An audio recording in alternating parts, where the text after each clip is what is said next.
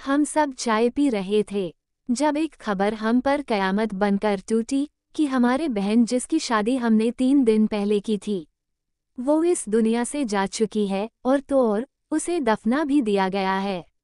ये खबर सुनकर हम लोग हैरान रह गए।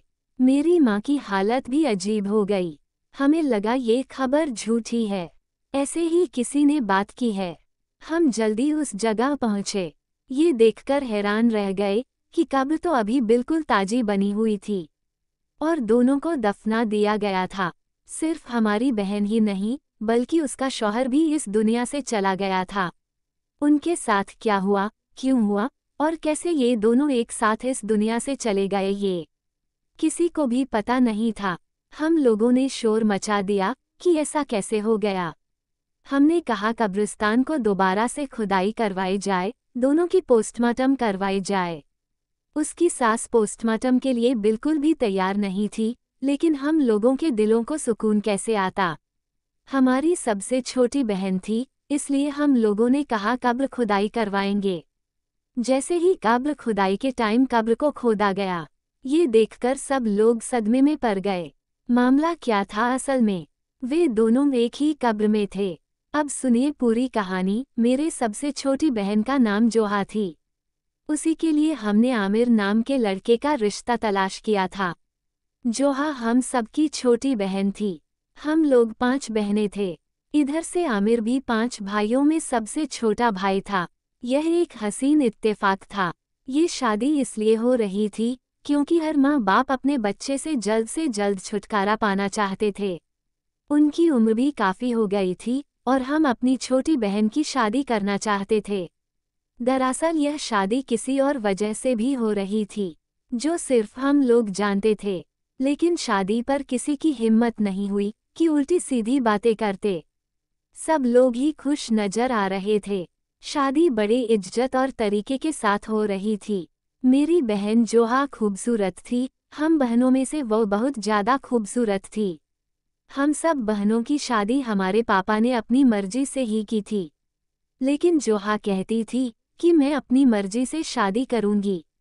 उसकी जिंदगी में कोई भी नहीं था, पर ऐसे ही मजाक करती थी।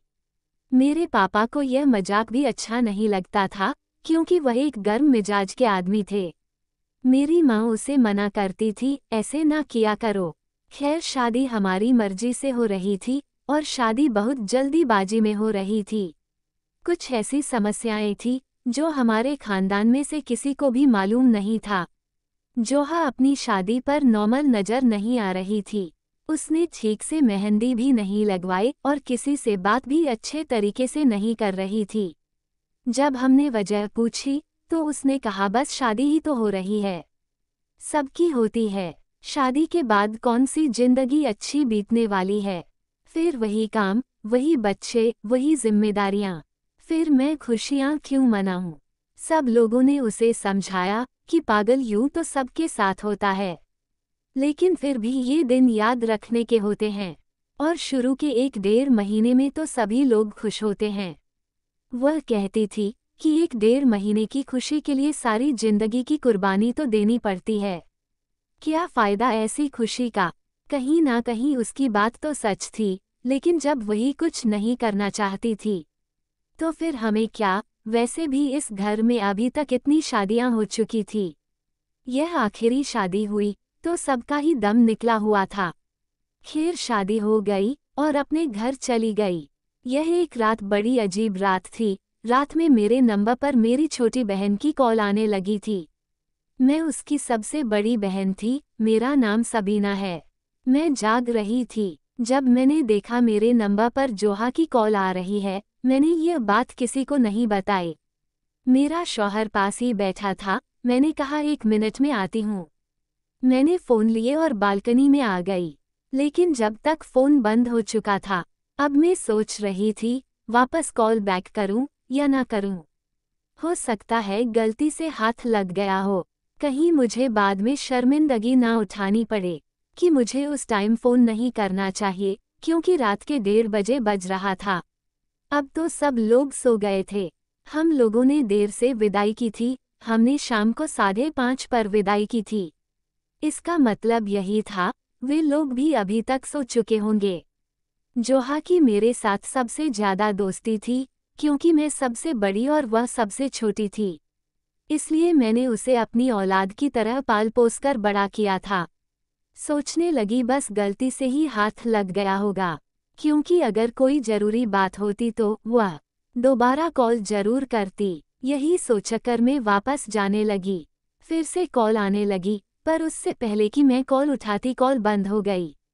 अब तो मेरा दिल बैठने लगा। कहीं ऐसा तो नहीं था, फोन करना चाहती थी लेकिन कोई उसे रोक रहा था।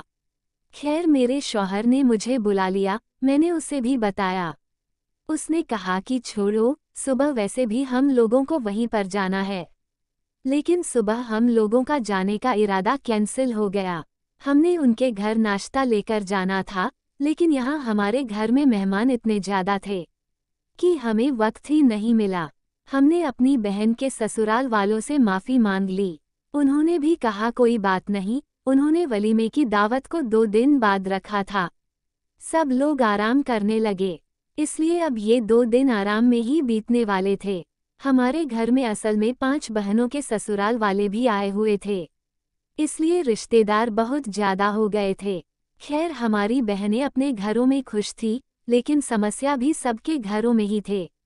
और हर घर में वही होते हैं, जब एक साथ बैठ जाए तो इस तरह ऐसा लगता था एक से बढ़कर एक दुखी हैं। हम लोगों अपने पापा को ही कोसते कि उन्होंने ऐसी जगह पर शादी क्यों करवाई, लेकिन उनको क्या पता था लोग बाद में ऐसे निकलेंगे। अब हम लोग अपनी छोटी बहन जोहा के बारे में परेशान थे। पता नहीं उनकी जिंदगी कैसी होगी, लेकिन उसका शौहर बहुत ही ज्यादा खूबसूरत और उसकी उम्र का था। हमारे साथ तो यह समस्या थी कि किसी का शौहर उम्र में बहुत ज्यादा बड़ा था, तो किसी के पहले से शादी हो चुकी थी। जोहा खूबसूरत थी, इसलिए उसे कंवारा और खूबसूरत आदमी मिला था। हमने उम्मीद की थी उसकी जिंदगी बहुत अच्छी गुजरेगी। हम उम्र के आदमी के साथ जिंदगी अच्छी गुजरती है। दोनों जवान होते हैं तो एक जैसी सोच होती है, एक जैसी बातें होती हैं, बोलने करने को बहुत कुछ होता है। अगर यह कहिए कि घूमने जाना है, तो आपका दूसरा पार्टनर भी वही कहता है, हाँ जरूर चलते हैं। यह नहीं कहता कि अब कोई हमारी उम्र है घूमने की। जैसे कि मेरे साथ समस्या हुई थी। मैं अपने शहर से पूरे 13 साल की छोटी थी।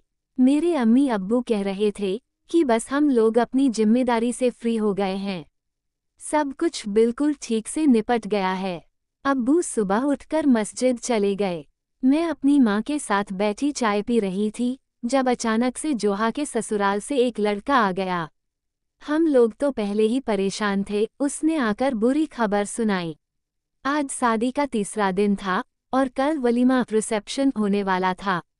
हम लोग यही सोच रहे थे कि सुबह हम लोगों को तैयार होकर जाना ही है, क्योंकि जब वलीमा होता है लड़की वाले तो मेहमान होते हैं और एंड टाइम पर तैयार होकर ही जाते हैं। उसने कहा कि आपकी बेटी अब इस दुनिया में नहीं रही और हमेशा के लिए इस दुनिया से चली गई है, आप लोग जल्दी आ जाइए। हम लोगों ने यह बात क्या सुनी, हमारे तो दिल बैठकर रह गए थे। ऐसा लगा कयामत आ गई है। ऐसा कैसे हो सकता था, हमारी बेटी के साथ ऐसा क्या हो गया था। वह अचानक इस दुनिया से चली गई। हम सब लोगों ने जो भी वहां पर बैठे थे भाग उठे और बाकियों को फोन करके कह दिया, आप लोग भी वहां आ जाना। हमें लगा किसी ने हमारे साथ बहुत गंदा मजाक किया है। अगर यह मजाक भी था तो हमें इस मजाक का हिसाब भी लेना चाहिए था। हम लोग बहुत गुस्से में थे। उनके घर में दाखिल हो गए और बिना दस्तक दिए ही उनके घर के अंदर घुस गए। घर को देख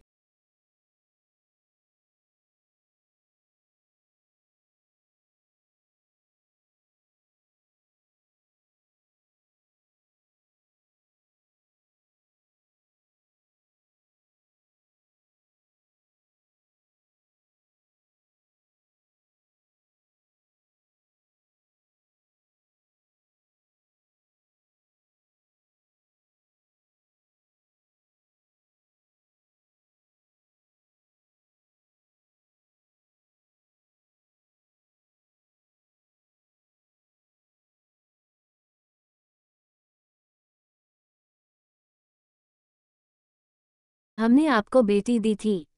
हमारी बेटी कहाँ है? आपका ये रिश्तेदार कह रहा है वह इस दुनिया में नहीं है। क्या इस आदमी की बात ठीक है? हाँ बिल्कुल, इस आदमी की बात ठीक है। इस दुनिया से वह जा चुकी है और अपनी आखिरी आराम गांव में भी पहुंच गई है। हमने कहा आखिरी आराम गया, क्या मतलब है आप लोगों का? आप लोगों ने मियत को भी दफना दिया। कहने लगी, हाँ क्योंकि उन लोगों की यही आखिरी ख्वाहिश थी। मैंने कहा उन लोगों की आखिरी ख्वाहिश? कैसी बातें कर रही हैं, आपको क्या हो गया है? उनसे बोला भी नहीं जा रहा था। हाँ वह इस दुनिया से जा चुकी है। उस औरत ने हमें बैठ जाने को कहा और फिर पूरी रात की बात बताने लगी। दूल्हा दुल्हन जब कमरे के अंदर चले गए तो हम सब इत्मीनान से हो गए और अपने अपने कामों में लग गए, लेकिन थोड़ी देर के बाद ही उनके कमरे से कुछ अजीब सी आवाज आने लगी। ऐसा लगता था जैसे वे एक दूसरे से झगड़ा कर रहे हो। हम लोगों ने सोचा कि अंदर जाकर पता कर लेना चाहिए मामला क्या है। हम अंदर नहीं जाना चाहिए, इसलिए हम लोग अंदर नहीं गए। थोड़ी देर के बाद उनके लड़के की आवाज आना बंद हो गई। हम लोगों ने सोचा कि शायद कोई अनबन हुई है, कोई बात बुरी लग गई होगी, कोई गलतफहमी हो गई होगी। सुबह बैठकर बात कर लेंगे। लेकिन सुबह उनका आपस में एक दूसरे से रवैया बहुत अच्छा था, बेहद अच्छा था। वे तो एक दूसरे के बगैर एक जगह से दूसरी जगह भी नहीं जा रहे थे। हमने सोचा लगता है उनकी सुलह हो गई है, तो पुरानी बात करने की क्या जरूरत है। दूसरा दिन भी बहुत अच्छे तरीके से गुजर गया। तीसरे दिन तो वह लोग घूमने फिरने भी गए थे, लेकिन सुबह हुई यानी कि आज के दिन तो वे लोग कमरे से बाहर ही नहीं निकल रहे थे। अब नए नए शादीशुदा जोड़े का कमरा हो तो हम लोगों को उनको जल्दी जगाने की क्या जरूरत थी।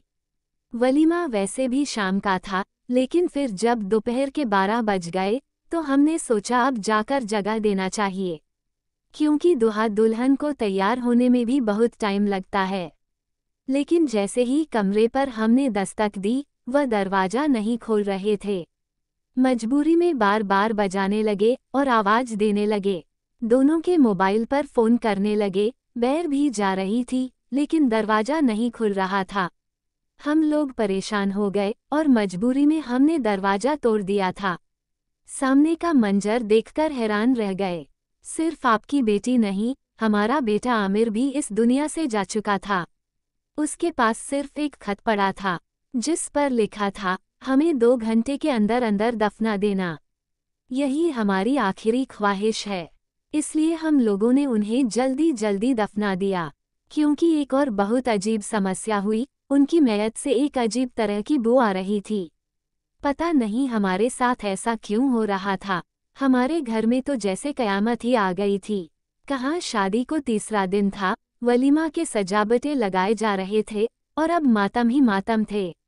हम लोग भी घन चक्कर बनकर रह गए थे, पता ही नहीं चला क्या हो रहा है, कैसे हुआ।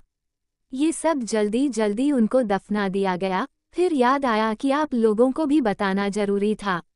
खुदा की कसम दिमाग ही काम नहीं किया था, इसलिए आप लोगों को देर से खबर पहुंची।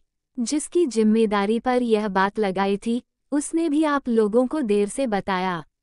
ये औरत आमिर की सबसे छोटी खाला थी, पूरी शादी में सबसे ज़्यादा एक्टिव थी। सारे काम यही भाग भाग कर रही थी। उसने हमें ये सारी बात बताई। उसने कहा आमिर की माँ की हालत बहुत बुरी हो गई थी। डॉक्टर ने उनको आराम करने के लिए कहा है। मैं उनको कमरे में सुलाकर आई हूँ। ये सब कहकर वह वहाँ से चली गई और हम लोग हैरान रह गए। हमने अब्बू को फ़ोन करके ये सब कुछ बताया और अपने शौहर को भी खबर दे दी, ताकि वह सब लोग भी जमा हो जाए और यहाँ पर आ सके। क्योंकि अब मामला ऐसा था कि हमें उन लोगों पर पूरा शक था। उनकी वजह से ही कुछ हुआ होगा, लेकिन बात ये भी चौंकाने वाली थी कि उनका बेटा भी तो इस दुनिया में नहीं था। मुझे ऐसा लगता था उन लोगों ने उन दोनों को कहीं गायब कर दिया, या कोई और समस्या हो गई थी, इस दुनिया में ही थे। लेकिन ये लोग झूठ बोल रहे थे, तभी तो हमें उनकी मैयत को भी देखने नहीं दिया। ऐसा भला कहाँ होता है, वे लोग क्यों इस तरह की बातें करेंगे। हमें म्यत तक पहुंचने भी नहीं दिया और जल्दी जल्दी दफना दिया। क्यों उन्होंने खुदकुशी की थी? अगर उन्होंने खुदकुशी की थी तो फिर उसका कोई निशान या सबूत तो होता। फौरन सबाना आमिर और जोहा के कमरे में चली गई। उस कमरे में अपनी आंखें फाड़ फाड़ कर देखने लगी। मुझे कोई सबूत मिल जाए, वहां पर तो कोई सबूत नहीं था। बैग बिल्कुल साफ सुथरा पड़ा हुआ था, जमीन पर भी कुछ नहीं पड़ा था। कोई चीज नहीं टूटी हुई थी, कोई ऐसी वैसी बात भी नहीं हुई थी। मुझे जोहा का मोबाइल भी मिल गया और आमिर का भी। उन दोनों का मोबाइल भी देखा, उसमें कोई सबूत नहीं मिला। वही बात हुई, उसने मुझे रात को फ़ोन किया था, पता नहीं वह क्यों मुझे फ़ोन कर रही थी। शायद उस वक्त वह मदद के लिए पुकार रही थी। मुझे ऐसा लगता कि वे दोनों जिंदा हैं लेकिन कहीं चले गए। अब उनके घर वाले हमसे झूठ बोल रहे हैं। मैंने अपने शौहर को भी यह सब कुछ बताया। वह भी बड़ा परेशान था। उसने कहा तुम फिक्र मत करो, मैं पता लगाता हूँ। मोहल्ले वालों से पता लगाना शुरू कर दिया। उन्होंने कहा कि हाँ, सुबह सुबह यहाँ से 2 जनाजे निकले हैं और ये लोग कब्रिस्तान की तरफ ले जा रहे थे। हम तो खुद हैरान हैं, ये जनाजे किसके थे? हमें लगा शायद शादी में से ही कोई गुजर गया होगा, लेकिन ये तो अभी आप लोगों की जुबान से पता चल रहा है कि इस दुनिया में दूल्हा दुल्हन नहीं रहे। क्या हो गया? वे लोग भी परेशान हो रहे थे। माँ की हालत बहुत बुरी हो गई। मेरे माँ बाप की सबसे छोटी औलाद थी, हम सबकी हालत ही बहुत बुरी थी। लेकिन हमें अपने होश हवास पर काबू रखना था। अब कहानी सुना रही हूँ क्योंकि इस बात को बीते हुए काफ़ी साल हो गए हैं, लेकिन मुझे अभी भी याद है मेरे दिल पर क्या गुजर रही थी। मेरी औलाद जैसी छोटी बहन जो इस दुनिया से चली गई थी, वह भी अपनी शादी के 3 दिन के बाद। यह कोई छोटी बात तो नहीं थी। हमें पूरा यकीन था वे लोग झूठ बोल रहे हैं। हमने कहा कि कहाँ है कब्र, हम कब्र देखना चाहते हैं, तो वे लोग हमें कब्र के पास ले गए। वाकई वहाँ पर 2 ताजी कब्र बनी हुई थी। मेरे बहनोई ने पता लगाया, उसने एक कब्र खोदने वाले से पूछा। उसने कहा कि जी, हम लोगों ने सुबह ही यह कब्र बनाई है और साथ ही दूसरी कब्र भी थी जिसे थोड़े फासले पर बनाया गया था, यानी कि आमिर की थी। मुझे अभी तक ये समझ नहीं आ रहा था, अगर हमारी बहन इस दुनिया से चली गई थी, उसका शौहर भी इस दुनिया में नहीं था, तो उनको जल्दी जल्दी दफनाने की क्या पड़ी थी। हम लोग वापस अपने घर आ गए। उनके घर में ऐसा कोई सबूत नहीं मिला था जिससे हम निशानदेही कर सकते थे। आपस में बैठकर बातें करने लगे, रोते रोते सोचने लगे थे। कोई गुस्सा करता था, कोई आंसुओं से रोता था, कोई चिल्लाता था, कोई अपने आप को ही पीटना शुरू कर देता था। गम इतना बड़ा था कि संभाले नहीं संभल रहा था। भला आखिर हम लोग इस नतीजे पर पहुंचे कि हमारी बेटी की कब्र है तो हमें हक है। हम कब्र खुदाई करवाएंगे, हम पोस्टमार्टम करवाएंगे ताकि पता चले मामला क्या हुआ था। जहां तक मेरा ख्याल था शायद कब्रिस्तान खुदाई करना ही काफ़ी था, क्योंकि यह कन मुझे झूठी लग रही थी।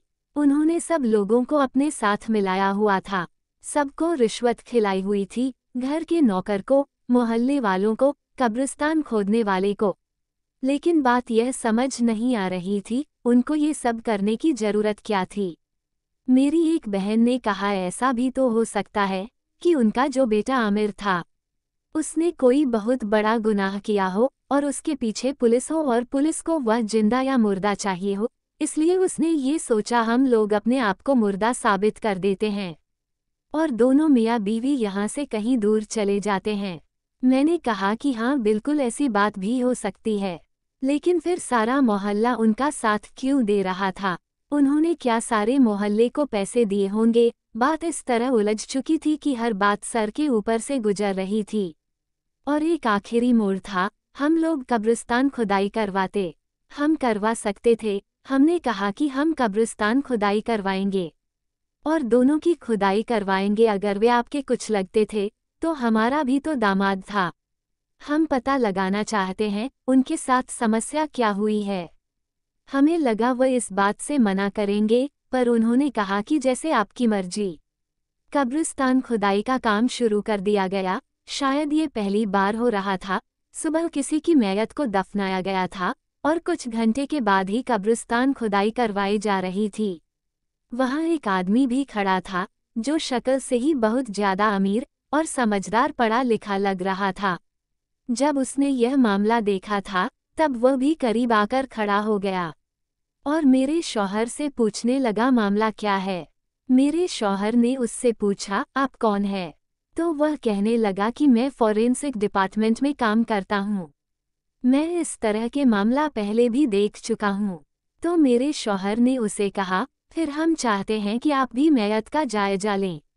आपकी बड़ी मेहरबानी होगी, हम आपको पूरी फीस भी देंगे। उसने कहा कि फीस की क्या ज़रूरत है, आप लोगों का इतना बड़ा नुकसान हुआ है। वैसे भी मैं ड्यूटी पर नहीं हूँ, छुट्टी पर हूँ, लेकिन थोड़ा बहुत काम कर लूँगा।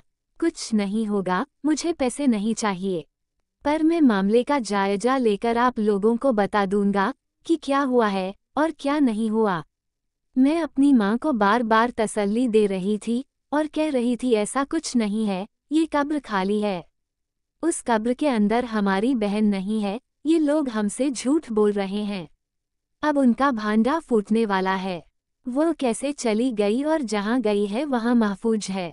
मेरी माँ कह रही थी, अल्लाह करे ऐसा ही हो, अल्लाह हमसे इतना बड़ा इम्तिहान ना ले। मेरी माँ की हालत बहुत बुरी थी, इसलिए उनको गाड़ी में ही बिठा दिया गया था।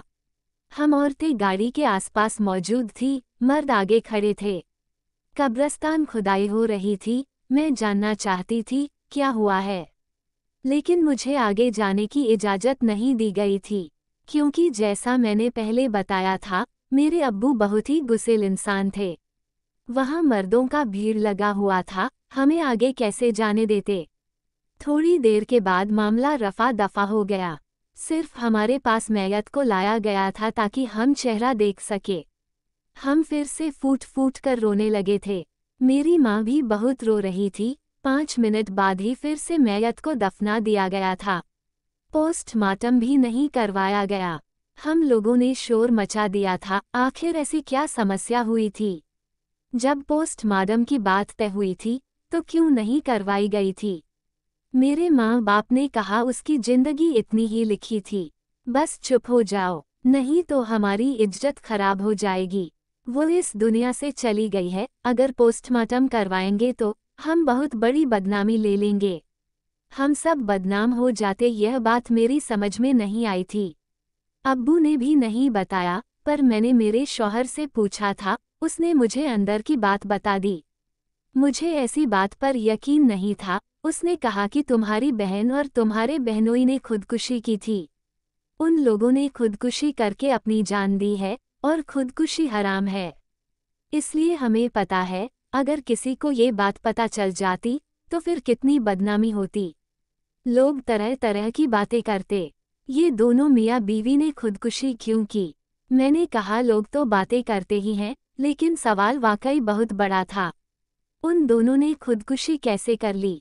वह कहने लगा, जो फॉरेंसिक डिपार्टमेंट वाला आदमी खड़ा था, उसने एक नज़र देखा और कहा, ये तो खुदकुशी का केस है। दोनों ने जहर खाया है, तभी शायद कह रहे थे कि जल्दी जल्दी हमें दफना देना। तुम लोगों को इतनी सी बात समझ नहीं आती। कोई मुर्दा पड़ा है, उसके पास कोई चिट्ठी पड़ा है, तो उसका मतलब यही ना कि उसने खुदकुशी की है। मैंने कहा, फिर खुदकुशी करने वाले तो नोट में और भी कुछ लिख कर जाते हैं। ये सब कुछ एक छल और ड्रामा भी तो हो सकता है, लेकिन ऐसा कुछ नहीं था। मेरी बहन इस दुनिया से चली गई, हम सबके लिए एक पहेली बनकर रह गई थी।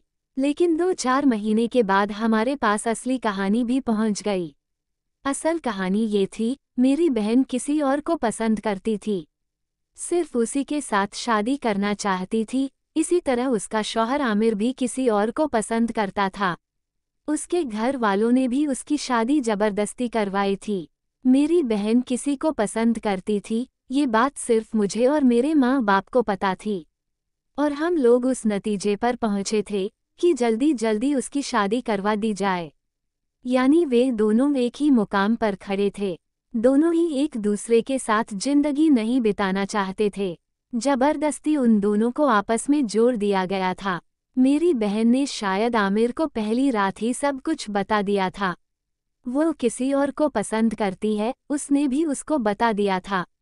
तभी शायद वो मुझे बार बार फ़ोन कर रही थी, क्योंकि शायद वह आपस में झगड़ा कर रहे थे। लेकिन उसके बाद उन्होंने एक दूसरे के दर्द को समझा, शायद उस नतीजे पर पहुँचे। ये ज़माना तो हमें हमारी मोहब्बत से मिलने नहीं देगा, और एक दूसरे के साथ हम रह नहीं सकते तो क्यों ना इस दुनिया से ही चले जाए। क्योंकि मेरी बहन घर में सबसे छोटी थी और बहुत ही ज़्यादा जिद्दी और लाडली थी। इसी तरह उधर आमिर भी अपने घर में सबसे छोटा था। उनके घर वालों ने बताया वह भी बहुत जिद्दी और लाडला था। उसका किसी लड़के के साथ चक्कर था, लेकिन वह लड़की शरीफ खानदान से नहीं थी, इसलिए जब हमें पता चला तो हमने उसे सीधा कह दिया था, तुम्हारी शादी उससे नहीं होगी, बल्कि हम अपनी मर्जी से करवाएंगे। वो बहुत रोया था, उसने बहुत बातें की थी, बहुत मिन्नतें की थी, ऐसा नहीं करो, लेकिन मेरी माँ नहीं मानी थी। वह चाहते तो दोनों एक दूसरे को मिलकर संभाल भी सकते थे।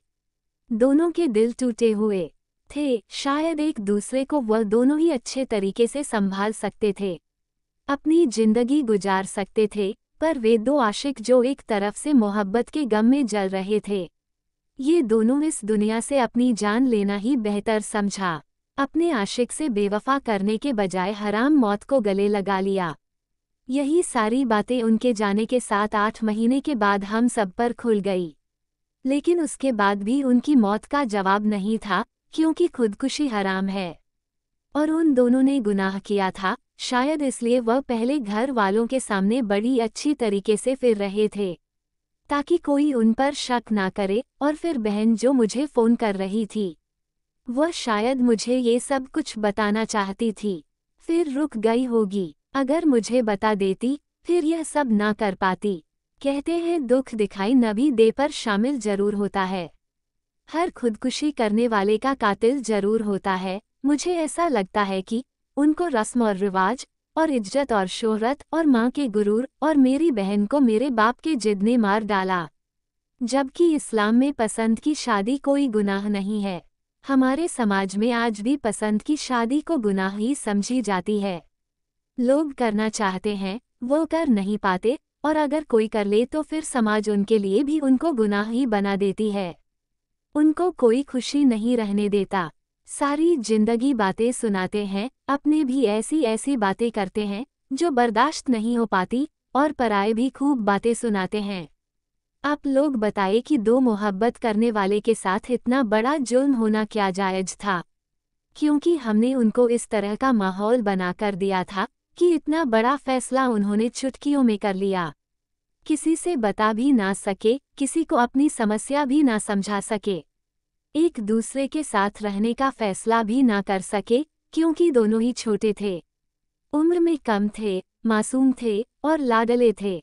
पर अब वो दोनों ही इस दुनिया में नहीं है। आप लोग भी उनकी मगफिरत की दुआ कीजिए। तो दोस्तों, ये कहानी आपको कैसी लगी जो कमेंट सेक्शन में ज़रूर बताएं, और चैनल को लाइक, शेयर, सब्सक्राइब जरूर करें, ताकि हर वीडियो का नोटिफिकेशन सबसे पहले। धन्यवाद और आपका दिन शुभ रहे।